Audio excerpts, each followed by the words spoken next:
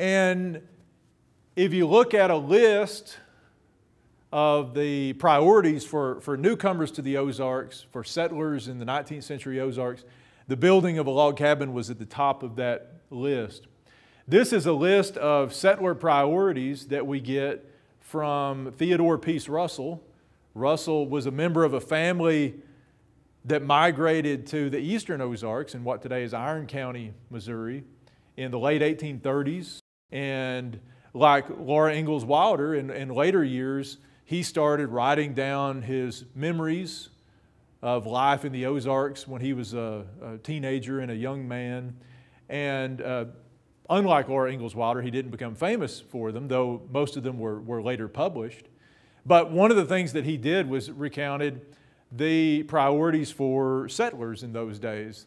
What do you do first? What do you do second? In sort of the order of making yourself at home in the rural Ozarks.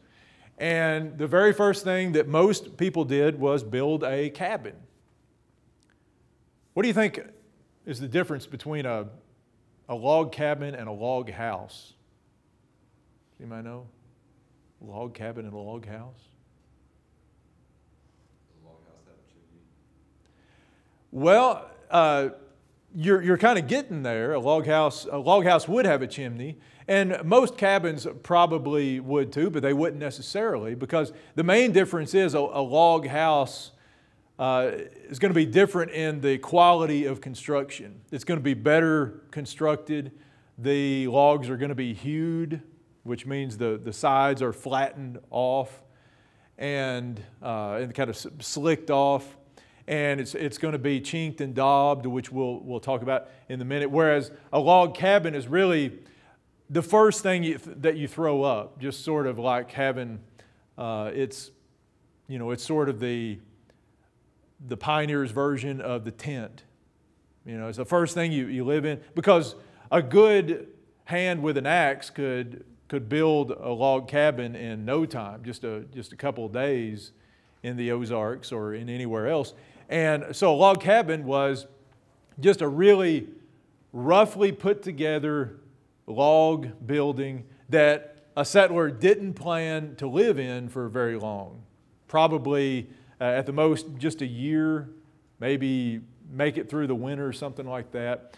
And a log cabin would almost never have the bark hewed off the sides of the logs. In fact, if you read another account of a person who grew up in the days before the Civil War in the Ozarks, a man by the name of Wiley Britton, who grew up just outside of Neosho, he talks about in those early days what he called the round log houses.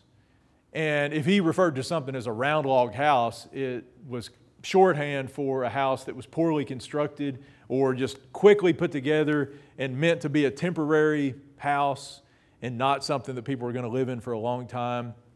And it even could refer negatively to the kind of social standing of a family that lived in it. If you lived in a round log house for too many years, it probably meant you really weren't all that ambitious and you were just sort of hanging around out there, and maybe you weren't any count.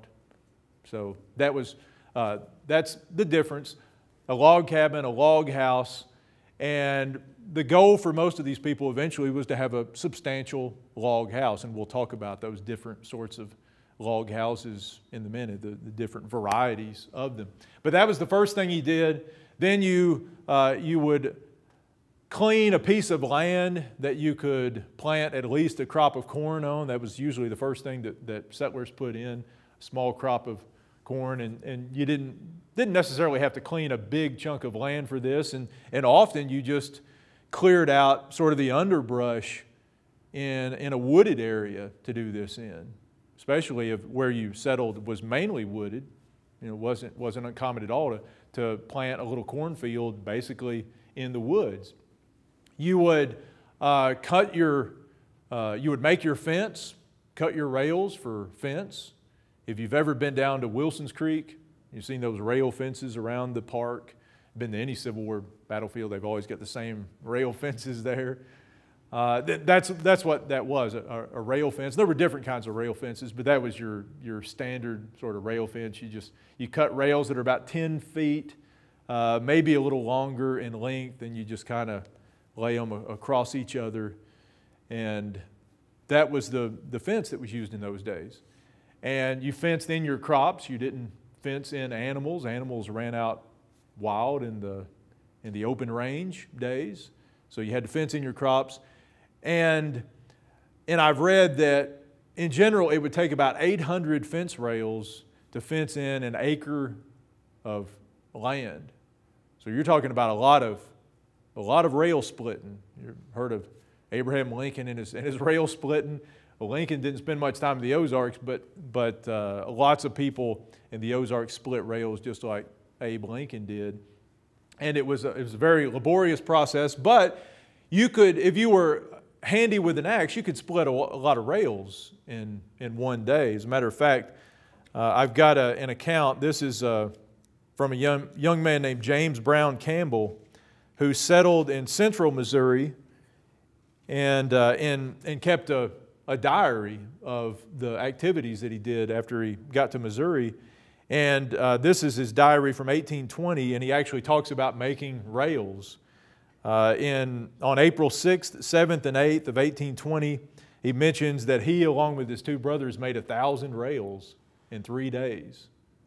That's over 100 rails apiece per day for those three young men.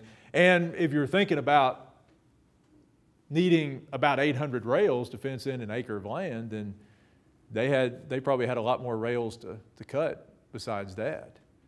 So that was one of the first things you did as well. You would then break the land, put your corn crop in. That was pretty standard stuff. You would then girdle the standing trees. Anybody know what girdling a tree means? Cutting around it. Right, taking an axe or a saw and cutting a circle around the tree in order to kill it. That's what you do. Usually, this high off the ground, 3 feet or so off the ground, and you just cut it deep enough that it's eventually going to kill the tree. If you're doing this in the spring of the year, then if it kills the tree, the leaves aren't going to come out. If you're planting your corn in sort of in a wooded area, the sun's going to be able to get in and hit the ground and help the crop grow. And then when the next year comes around, that tree is going to be thoroughly dead and ready to be felled. And then you're ready for your log rolling. And a log rolling isn't maybe what a log rolling sounds like today. If you've ever, when I think of the term log rolling, I think of those 1 o'clock in the morning on ESPN, those two guys on each end of the lumberjack contest, and they're trying to stay on the log while the other one falls off. Well, I guess that's one kind of log rolling. I don't know if that's what they call it or not. But this is a different log rolling. This is more of a log stacking and burning. And in a log rolling, what you do is you get your neighbors to all come. You cut down the trees that were girdled last year, and you cut them up into logs. And then the men would use what were called hand spikes.